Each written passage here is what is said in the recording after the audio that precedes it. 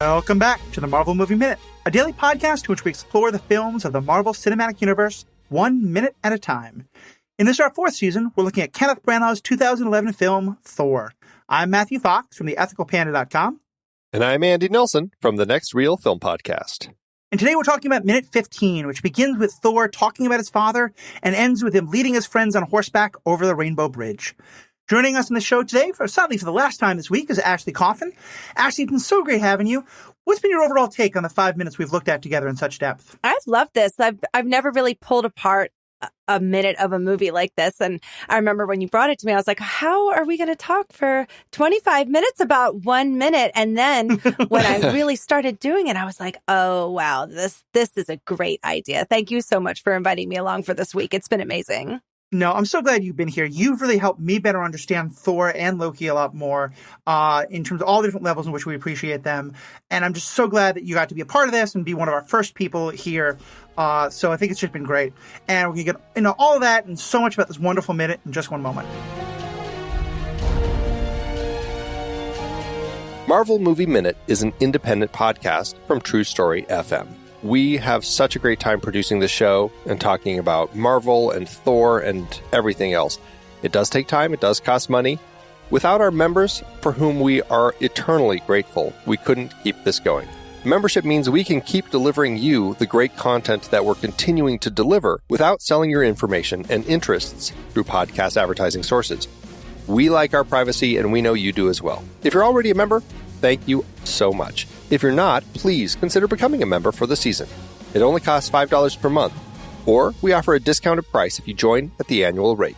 You'll get bonus episodes, early access to shows, access to live streams, stickers, and more. Plus, you get the comfort of knowing that you are supporting this independent podcast production. Visit truestory.fm/Marvel Movie Minute to learn more. Thanks.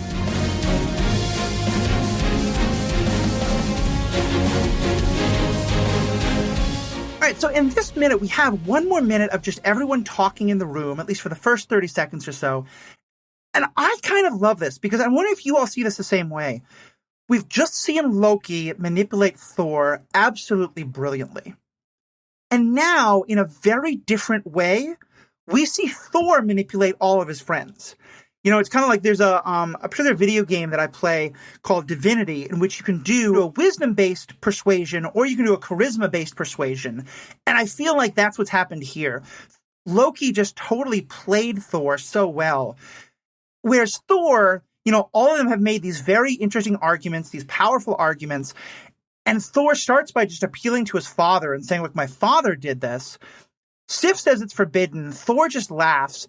And then Thor completely ignores all of their arguments and just says, like, come on, guys, have I ever led you wrong? Like, I take you to great battles. I take you to great food.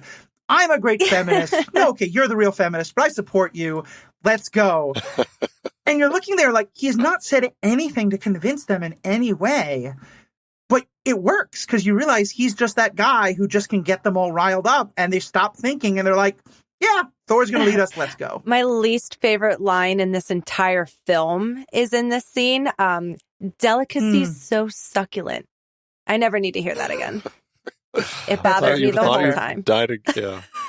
Especially because that's not a guy who wants delicacies. Like, that's not a guy who wants petit four. You know, he wants like a big hunk of meat is what I'm thinking. It's a strange pitch anyway. It's like, that's what you use to sell. I mean, I guess it is Volstock, but still, it's like, you know, what have we done together? I brought you such great delicacies. So you got to come help me. Yeah, it's like, really? That's a sales pitch? But, do you think that it is another kind of manipulation here, that he's just so charismatic and they're just so used to, like, to me, this is like, you know, the leader of the group of friends can just say anything and everyone's like later, like, why did we do that? I don't remember. Oh, it's because, yeah, Thor said we should. I guess there we were. Well, and I mean, I will say one thing that you didn't say that Thor brings up at the beginning is he says we would just be looking for answers. And so maybe that's kind of why they agree. They say, oh, I mean, he does all this wonderful, like, you know, wordsmithing as far as like why they should come. But he's not, at least the way that he pitched it, he's not going there to battle. He's going there to, I mean, he is saying, Dad's not calling on the red phone to Jotunheim, so we need to just go and talk to Laufey and figure that out. So maybe that's part of the reason that that his terrible sales pitches to his friends go so well. Especially after they make such good points about why they shouldn't go. Like, if Odin was going to kill Thor for going, what is he going to do to you? Yeah, right.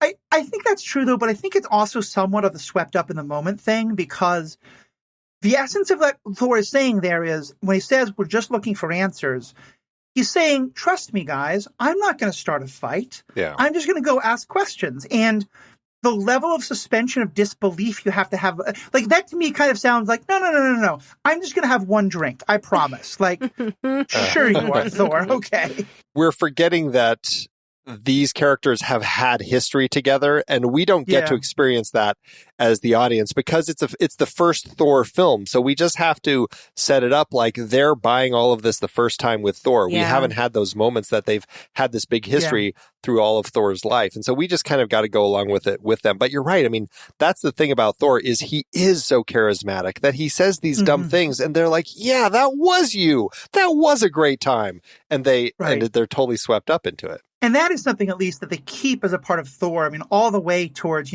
Rocket Raccoon later being like, wait, why am I following this guy again? Like, you can just see that charisma comes off so well. And I think you're right about the history, and especially there.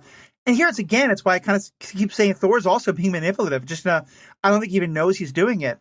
And we get this even more in the extended scenes. Thor goes to each of them and, like, with the things that they're most proud of, he kind of takes credit for it.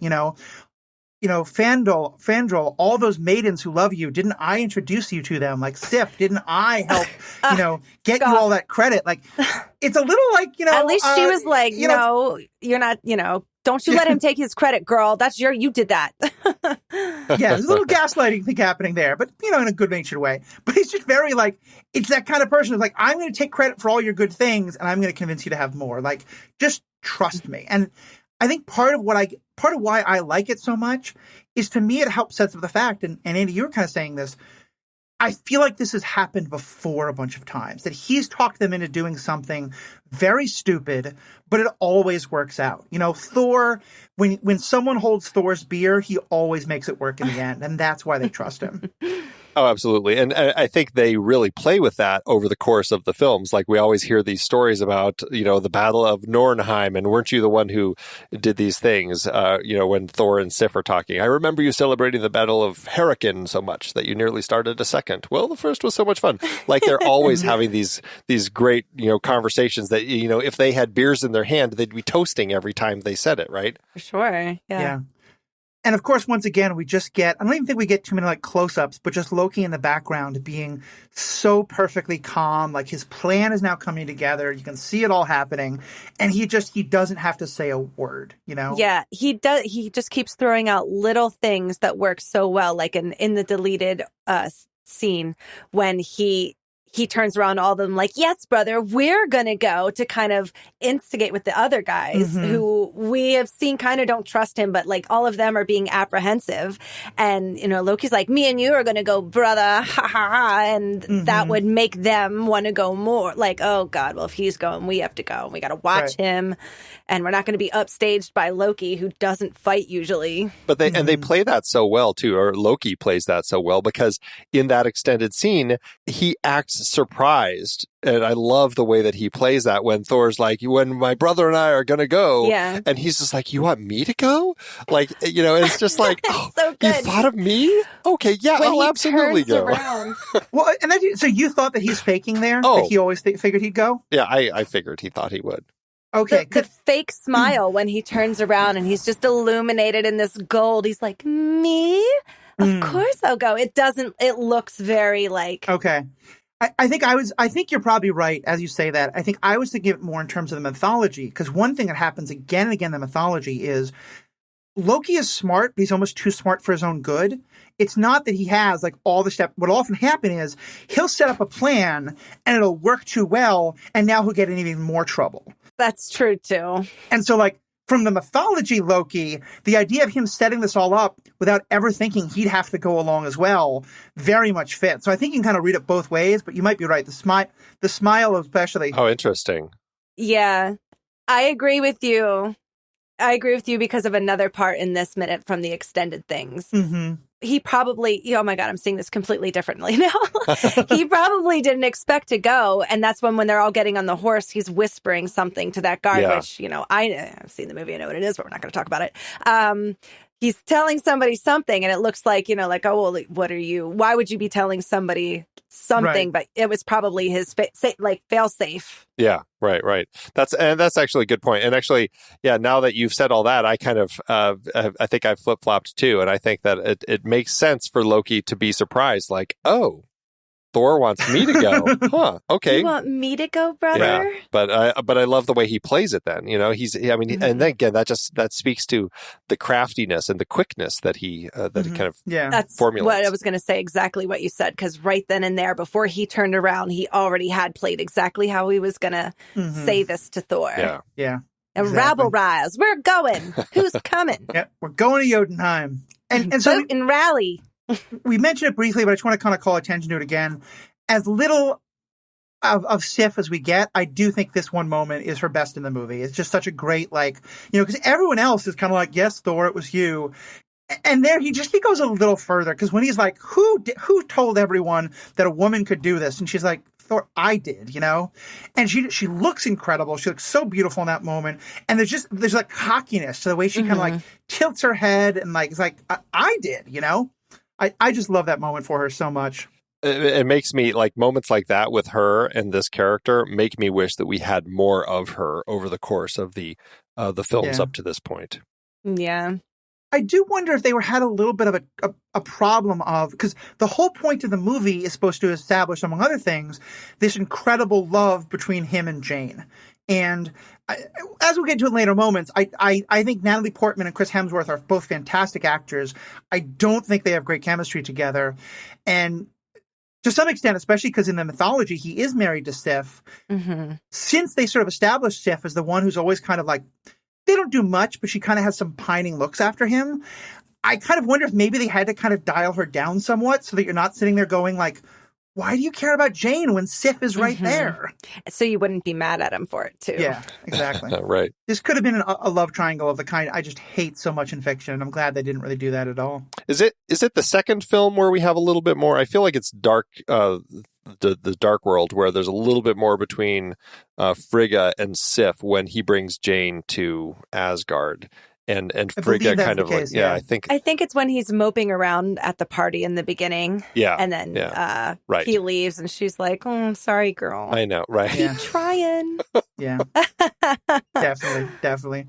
All right, so I just have to say, before we get out of this scene, there's that shot of Volstagg. I mean, we've seen him, he's got his board of cheeses and breads. The best pepper we've ever seen. I'm like, what is this? And like, who flourishes like their I don't know, it's pepper or Parmesan or like whatever he's doing, but it's something that he's like doing in the most flourishy way as over the top of this giant dagwood that he's pretty much built out of, I'm assuming, just cheese and bread, and then throws it over his shoulder. It's the strangest little moment that we have here. But again, it speaks to Volstagg. It also speaks to like why perhaps it is a good thing that we have not as much of them. Yeah. Although I have to admit, as someone who does enjoy over seasoning my food quite a bit, the next time I'm taking a little pinch of cayenne or something, I might do a woo. Just throw it over your shoulder. Exactly.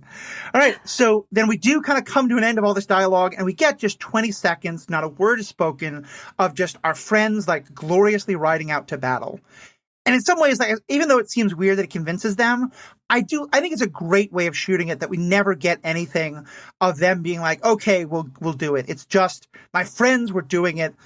Thor presents it in that way where there's just no doubt, and then we immediately cut to them riding out. And beautiful shots too. I mean, I love the CG here, beautiful. That overhead shot where we're over we've seen those giant statues throughout Asgard when we first came in.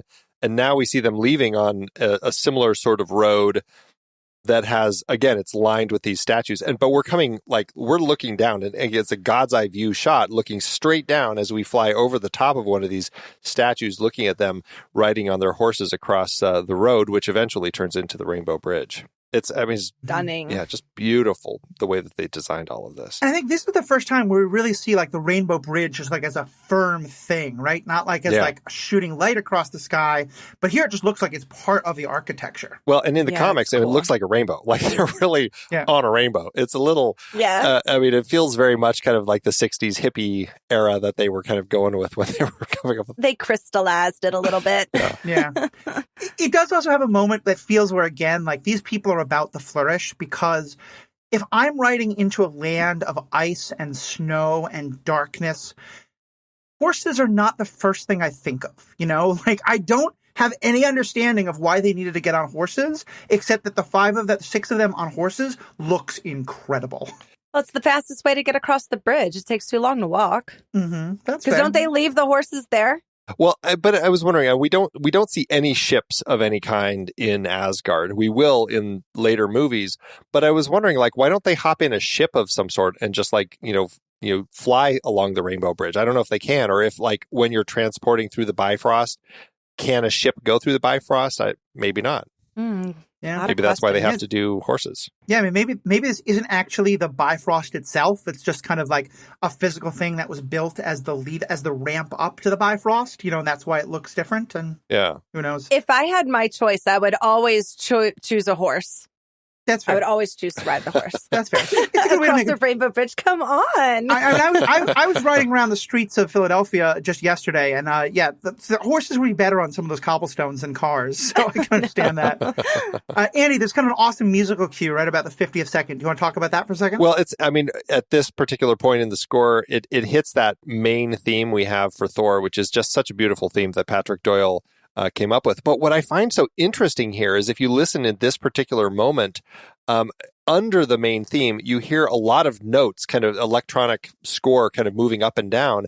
And I cannot help but think that Mark Mothersbaugh, when he was hired to do Thor Ragnarok, that he latched onto that particular element of Patrick Doyle's score, because that sounds so much like what he brings to the foreground in the Thor Ragnarok score. So it's an interesting element that I'm like, oh, look at that. It's kind of leading into that. It's very cool. Mm-hmm. I agree with when you pointed that out, you hear it. It's loud and clear. I love that. I love that kind of stuff. Yeah, and it just really fits I feel like we have the same effect that all the Warriors 3 and Sif did, of I'm now kind of like forgetting all of the reasons why this is a terrible idea. And I'm just like, yes, Thor's leading us. Let's go. Let's do this. It's a great way of giving us that feeling. Now, we do get also a moment of both Thor and Loki's hair blowing gloriously in the breeze that actually I think is our someone who professionally works with hair and has a lot of thoughts on this in movies. Tell us a bit about that moment, your thoughts both from the thirst and the professional hairstyle. I'll keep it quick. What you can see is the differences of using real hair versus a wig. Like when Thor gets up on the horse, his hair doesn't move at all. When Loki gets on the horse, you have almost like this little Fabio movement, natural movement. It just makes it look more real. I don't know. I loved Loki's hair in this. Mm-hmm. Go for the real. And that's specifically the deleted or the extended scene that they don't have, which, it's an interesting scene. And actually, it's really emphasizes how bad Thor's hair is also. Yeah, maybe that's why they cut it. But I honestly, of all the different parts of the deleted scenes we watched, that whole thing, I know, I guess for time they cut it out, but I just thought it was very important to the story. We've watched it so many times now, I've kind of forget which one's actually in the movie. Right. But it's upsetting that whole scene of them getting their gear and getting on the horse isn't in there. Do you see Tom Hiddleston or Loki whisper to a guard before they leave? In the other one? Only in the extended edition do we see that. Yeah. It's ridiculous. Yeah, it's funny because I still for me, I think I need the power of that Thor says it, and then you cut right to them riding off on horseback. But yeah, you're right. There is something powerful about they're coming there. And then they do have a little bit of a conversation about, like, well, we have to be careful of Heimdall. Yeah. And Ragstaff says something that is just some of the worst exposition I've ever heard. As though That's probably why they cut it. Those lines were terrible. Yeah, Volstag's line. Well, it all feels very expositional about, it's like, this is who Heimdall is. This is who we have to get past. It comes across terrible. And it also makes it seem like, have they never met him before? It's a strange set of expository lines that I'm really glad they say cut. it's like, Heimdall. Yeah. Volstagg. Thank you. I got the name wrong again. But Volstagg. That's all right. Yeah. I think, even when I've been especially because with names like that, like, I can read it a million times because I'm not hearing it, because I definitely read some of the comics as well where they come up and just it just doesn't stick in the head. But so thank you for that. Well, hey, at least we're not having to say the name of the royal palace every time we see it. Oh, gosh, yes. I can't even remember what it was, but whoo, boy, is that a monster. It also, though, does occur to me, and again, I don't know if this is just because this is how things work here, or if this is just, again, the arrogance of Thor and thus his friends. So they're going to do this thing that the all-knowing All-Father doesn't want them to do. Would you describe what they do, either in the regular scene or the extended, as stealthy? No. It's like, they're just gloriously, like, what do they say when someone's like, are you just got off on a joyride? Like, what are you doing here? Like, well, and someone's opening the doors for them, right? I don't know how the doors work on the Rainbow Bridge that leads to Heimdall's observatory, but there are giant golden doors that open for them that they ride through, and I'm like, okay, are there Einherjar guards who are seeing them coming and say, "Oh, it's Thor. We got to open it. He's off to another drunken binge on Midgard." Or did somebody have to get permission to do that? Like, why is this just so out in the open the way that they're making this move? It's it may well be that, like, they're just used to Thor going off to do some dramatic, crazy thing somewhere. But I also like the idea that, it's high tech. There's motion sensors of some kind. You're riding up and the doors just open automatically for you. Well, it is has science. A horse sensor. It is science so advanced that it seems magical, so it makes sense. Exactly. So is there anything else especially that extended scene? Like, we see them all going up to their weapons and, like, gathering up their weapons. Kind of interesting counterpoint to the cut we already had of cutting out them giving up their weapons before. Now they're gathering them back up. Right. Anything interesting, I think, in that extended scene that came to your mind? I mean, I think that's it. But as Ashley already pointed out, the real interesting thing is that we see that moment where Loki goes up to one of the Einherjar guards that's just standing there and whispers to him. And also the fact that Hogun sees that. It's an interesting element that we have here. So something is happening, we know, but we're not sure. I find moments like that to be interesting, and it'll be interesting to see as we watch the film moving forward when it's revealed what Loki had been doing. Did we need this information? Right. Yeah, and that's one of the things we always kind of wonder. Like, I think it's got to be hard when you're telling a story where, on the one hand, I think this happens in comic books a lot. This is the first time that in the MCU anyone's ever seen Thor or Loki or Odin. But of course, people, like you said, Ashley, like, very few people are going to walk into the audience without ever having heard of these characters, And even if this is why partially I try to avoid trailers, like, all I can, but even just, you'd never heard of any of them. If you've seen the trailers, you probably knew that Loki is somewhat like the antagonist, and Thor is kind of the himbo, the big and strong and crazy. So you always kind of wonder, like, how much, when you're telling a story with characters that are totally new to your version of the story, but still there's so much known about them in the audience, like, maybe, like, it would be impossible to act as to try to get the audience to be surprised later that Loki was manipulating them, Even visually, look at the two characters. Thor's tan and blonde and, and you have pale, black hair, darker clothes Loki. Like, it looks, you see the contrast. It's in front of you before the movie even starts. So I feel like cutting out the little tiny bits of treachery that he's kind of doing, I think it's counterproductive to the movie, because I want to kind of be like, what's he doing? What's that guy do? Like, okay, look how sneaky he is. Because when you get to the big reveal, you're like, well, I'm not surprised. I mean, I totally saw this coming. Yeah, I think you're right. I think it's fun to, like, knowing that there's machinations going on and seeing him biting his tongue, it just makes it so much better, I think. So I think you're very right there. Does it matter that Hogan had seen it? Like with that, like it strikes me funny that that's pointedly something that we have here, right? Loki goes and talks to the guard. Hogan turns his head to see it, doesn't say anything. They just kind of move forward. Nothing. But it's like, I mean, it's an odd element to actually include if Loki is being treacherous. Again, we don't necessarily need it. It's nice to not have it. But now I'm wondering, does Hogan say something later about the fact that I saw you talking to that guy? Yeah. I mean, the impression that I would get, because like I said, like they have to have some kind of a cover story. Yeah. And they all know that Loki is the one who's good with words. Like I think there's a later point where before they realize that Loki has turned, where they want to convince Loki to help convince Odin to forgive Thor. And so I wonder if maybe when these 5 or 6 go out on a joyride, Loki's always the one who comes up with some, crazy story to tell the guards of like, oh yeah, there's a dragon on Midgard that we're going off to take care of, and that they're all just like, oh yeah, that's what Loki does. Yeah. Tell Daddy we're going to the mall, like if he asks. That's actually a good point, because I feel like that is very true with a lot of siblings, that they start learning which is the best sibling to tell the parents that they're doing something, right? So yeah. And it's funny because you learn that, but what you don't learn is just how much power you've now given that person. Yeah. And that you really have to trust them, because if not, oh boy, things could get bad, as I think we will be talking about next week. I think so. Well, so that's probably a pretty good place to wrap up. Annie, from you, is there any other kind of last little details that we might have missed that you wanted to get into for this minute?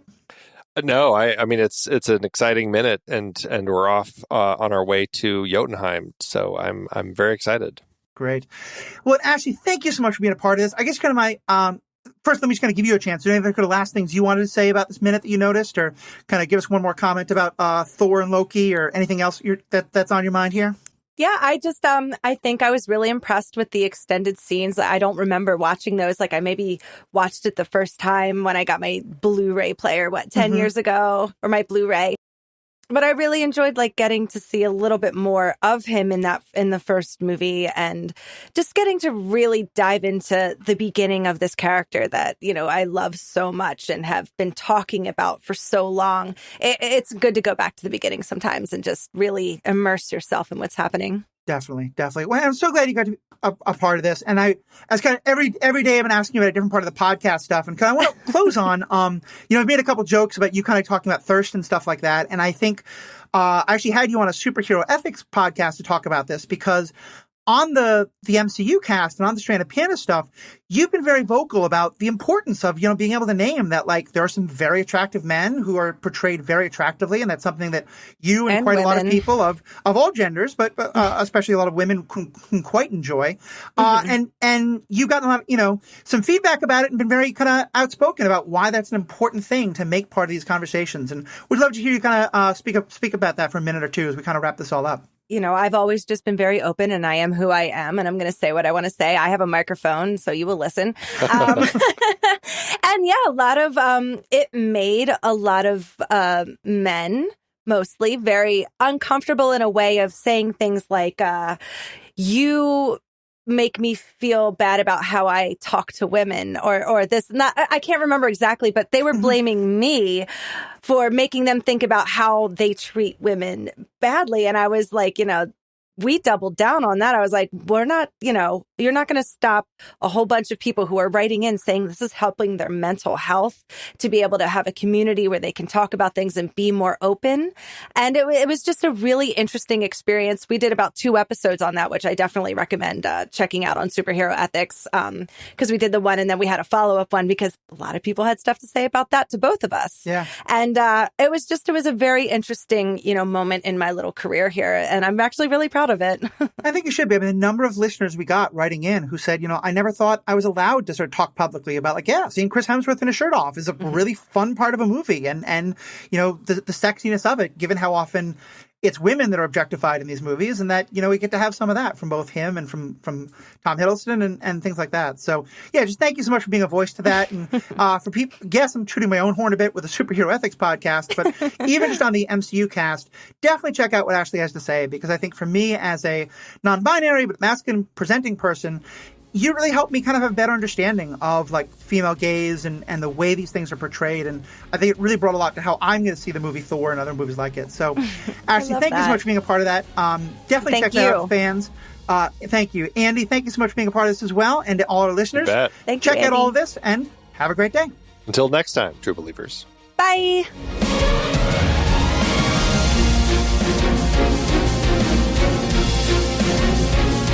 Marvel Movie Minute is a production of True Story FM, engineering by Andy Nelson. This season's music is One Last Ride by Martin Puringer. Find the show at truestory.fm, and if your podcast app allows ratings and reviews, consider doing that for the show.